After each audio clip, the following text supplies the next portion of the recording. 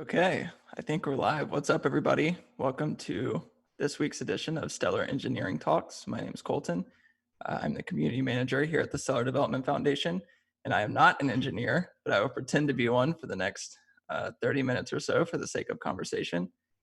Um, this week, I'll be talking about creating usable Stellar applications. Um, and I also wanted to give a reminder that this is a series that we're planning to do on a bi-weekly basis. So every other week, we'll have an engineer from SEF come on and talk about whatever they're working on sort of internally at the foundation. So before we get started, I want to give a little background on this talk and why we thought it might be a good idea to host it. So lately within the ecosystem team, we've been thinking a lot about how we want to onboard developers into the ecosystem, whether that's developers who aren't native to the blockchain space or developers who are just thinking about creating financial applications or whatever. And a lot of them, whenever they first start working with Stellar, they don't completely understand some of the usability implications or they don't understand some of the technical aspects. So creating a resource like this as a sort of way for them to have something to reference and look back on to understand what they should be considering when building Stellar applications is sort of the basis for this talk. So let's see if I can change slides here. Yeah, so basically, also before we get started, I wanted to spend some time defining usable. I understand that usable means many different things to many different people, right? We have all of these different applications within the Stellar ecosystem. They all serve different user bases. They all have different use cases. And so usability kind of means a couple of different things across different services. So rather than think of this as like a set in stone definition for what usability means, I'm more of just trying to create a baseline for understanding what sort of makes applications usable or how to give your application a better chance of being usable within the Stellar ecosystem. So we also need to understand why Stellar can be hard to use, especially for people who aren't super into the space, right? If they're encountering your application for the first time, what are some of the things that they can have trouble with? And some of these things include going from the real world to the blockchain, right? We all remember that first time, like, how do I get my hands on this coin or how do I use this stable coin? Also, things like public and private keys are extremely difficult. They're not really something you're used to in your daily life. And there's this concept of decentralization, right? What does that even mean? Where is your app on the spectrum, et cetera? There's things like security. So for the first time, a lot of users are responsible for their own security, maintaining their own private keys, making sure they send their funds to the right place, et cetera. And then you have things that are Stellar specific, like the Stellar Decentralized Exchange, anchors, trust lines, lumens. And so you can take all of this stuff and bundle it up and just call it hard stuff, right? So how do we create applications that abstract away all this hard stuff and make use cases easy to understand and easy to use for the average person who's not into the blockchain space? So I mentioned all of these hard things. What can we do about it? The first thing is create and use standards. So within the Stellar ecosystem, we have what are called Stellar Ecosystem Proposals, or SEPs. And essentially, these SEPs provide a set of standards for developers to implement when building Stellar applications. And these are things that evolve over time with the needs of the ecosystem. These are things that evolve as new use cases pop up. And these are things that also evolve as technology improves. So SEPs are not this thing that's like set in stone on the protocol level. They're these things that are constantly improving for developers to use. And the way I like to think about SEPs are just this category of sort of protocols that exist on top of the network. So oftentimes when we're describing Stellar and some of its functionality, a lot of people confuse that for functionality of the network, but really it's just a standard that we choose to follow to make that functionality possible. So think about SEPs as this thing that exists on top of the network in between applications and Stellar itself. So it is possible for applications to just directly interact with the network without implementing any of the SEPs. But the problem lies in that you might be able to use the network, but you might not be able to interoperate with other applications in the space, right? Like you might not be able to send to federated addresses, you might not be able to work with anchors, et cetera. So it's really important that if you're building an application in the space that you mind the standards, try to follow the standards, pay attention to the standards, and try to implement them whenever you're thinking about ways to um, build your application and serve users in the best way possible. Oh, I went too far. So some examples of what you can sort of do with SEPs or what problems SEPs can solve are things like SEP2, the Federation Protocol. So you have um, a standard where basically we can map human readable addresses to stellar addresses. I know a lot of you probably remember the first time you sent any significant sum of money from, whether it's your exchange account or your wallet, and you were typing in a public key manually, and you were super scared that you might have forgot, might have forgot one character or one letter or whatever. And if you mess up, you lose all your money. So what federated addresses do is turn these public keys into human readable addresses, like on Keybase, where you have Kolten star keybase.io or whatever. This is super easy to send to a friend, super easy to read if you're a user. And basically it just takes the stress away from, dealing with public keys. So whenever you're building applications, thinking about, okay, how can I make the stress of public and private keys easier to handle for my users? And the Federation Protocol is one way to do that. Another way is do something called SEP5, which is a way of just defining how we should derive key pairs. And so one of the things that Key 5 or SEP 5 lays out is this way to represent secret seeds or private keys as mnemonic phrases. So mnemonic phrases are basically like just a list of 12 to 24 words, I believe, that basically represent a private key. So if you're moving from one application to another, you don't have to copy and paste or write down this super long secret key that you might mess up, but rather you can just write down human readable words.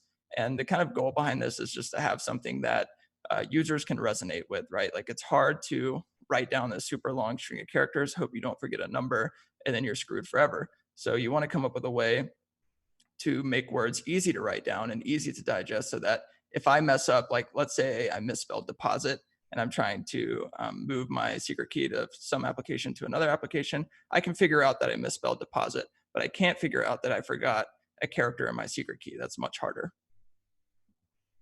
So the other thing to mention is like, this is something that's constantly evolving, right? And this is like the benefit of doing things through SEPs rather than trying to change them at the core protocol level. So there's also a SEP in the works called SEP 30, which is basically multi-party key management of Stellar accounts. So this is a protocol that basically defines a way for an individual to regain access of a Stellar account if they lose their private key.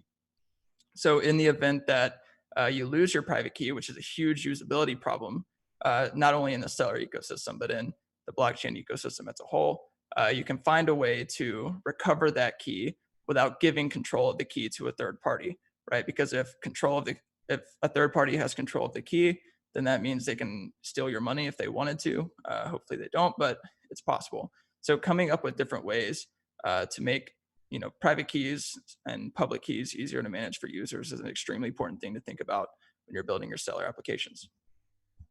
Then next, we have standards for anchors and clients to interoperate with each other, right? This problem of going from the real world to Stellar or to any other blockchain for that matter. Right now, the current flow is like you go to Coinbase or you go to Binance or whatever, you create an account, you have to buy some coin, and then you send that coin over to your wallet. And then you can maybe transfer it to a different coin and then send it to your friends. And then you have to go back to Coinbase and then try to get it out. So there's this like super convoluted process of going across different applications just to achieve a goal. And so we've created standards here in the Stellar ecosystem that try to solve that problem, such as like SEP6, SEP24, SEP26. And so basically, this allows you to go from the real world to your Stellar wallet without ever needing to actually leave your Stellar wallet. And an example of this in practice, you can see, I think on Lobster, Solar Wallet, StellarX, et cetera, all of these support it. But an example on Lobster here is that I want to deposit USD from Anchor USD into my account.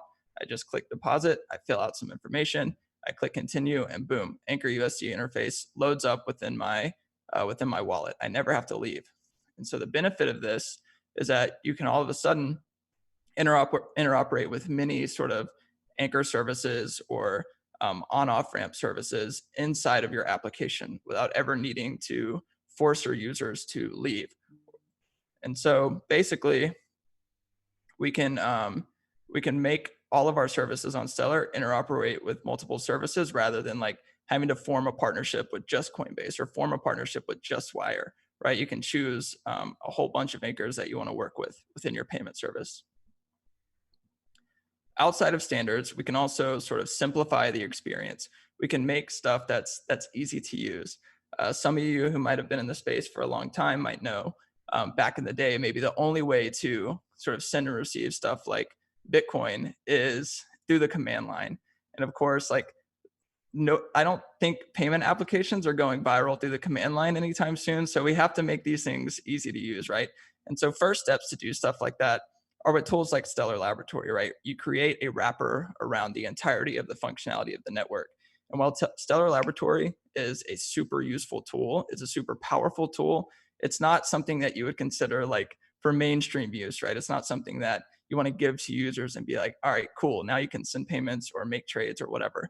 Um, so while this is a step in simplifying the interface, it's not quite there yet, right? So we have to go a step further. And that's where things like crypto wallets come in. So they take the complexity of the network and they put it in a easier to understand wrapper than say like something like Stellar Laboratory. But even still, crypto wallets can be pretty daunting, right? The use case is not immediately obvious for those who don't appreciate the complexity of the network or completely understand what they're trying to get out of it.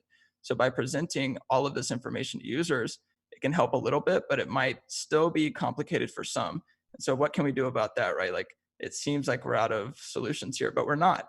We can actually continue to simplify until we simplify use cases. So if you think about where we started, we simplified the interface for interacting with the network, and then we simplified use cases for interacting with the network. And an example of this is something like Satoshi Pay, right? The only aspect of Stellar you're really exposed to when using Satoshi Pay's micropayment service is sending transactions on the network and then receiving transactions on the network. They don't expose you to a bunch of different interfaces. They don't expose you to a bunch of different functionality. It's literally as simple as deposit some lumens, pay for some content, nothing crazy.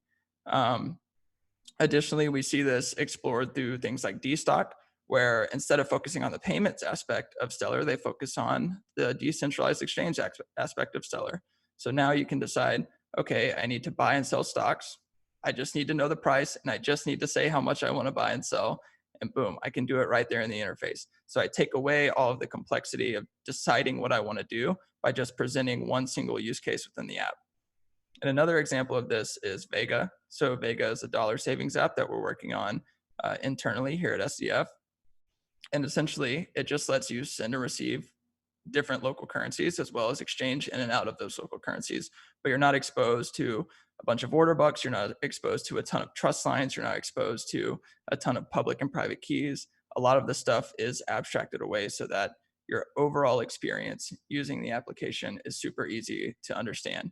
And so again, we want to expose users to as little as possible about the network. Hone in on one thing that you want your application to do really, really well and just focus on that. It's not really necessary to support all of the functionality on Stellar because it can be a lot to handle. It's a lot to handle as a developer, and it's also a lot to handle as a user. And then the next thing we can do is educate users. So you want to let users know what they're getting up front. One of the things that I find a lot of services guilty of, especially in this space, is that people will understand the value proposition right away. That's oftentimes not the case. And so you want to make sure that you can present that value proposition to them. Some examples of this in the real world are, say, like Keybase's homepage. So Keybase is an extremely powerful chat application, but it can be difficult to use if you don't know what those value propositions are. And so you have their homepage where it kind of goes through all of the functionality that's available to you and why you might want to use that stuff. And then another example on the right is something like Robinhood. And what's interesting about this example is like, if you're downloading Robinhood, you probably know what you're getting before you download it. And so essentially, I know what I was going to get before I create an account, but they still take the time to educate me anyway. So for example, they do these 4 slides where they talk about, you can invest in stocks, it's secured, you have free stock trading, etc. They let you know what you're getting before you even click sign up or before you even click login. So recreating this flow within your Stellar applications is just as important, right? Not everybody understands Stellar's value proposition. Not everybody understands the value proposition of interoperability. And so making sure that they understand those up front, always good to do. An example of this in the Stellar ecosystem, and I think is one of the better examples, is Lobster. So before you create a Lobster wallet, they actually present you with these 4 screens, very similar to Robinhood, where they tell you exactly what you're going to get upfront, right? Trading platform, I can manage my assets, sick. That's exactly what I want to do. So when I create my account, I know exactly the functionality that I'm looking for, and I know exactly how I'm going to use the app before I even get started.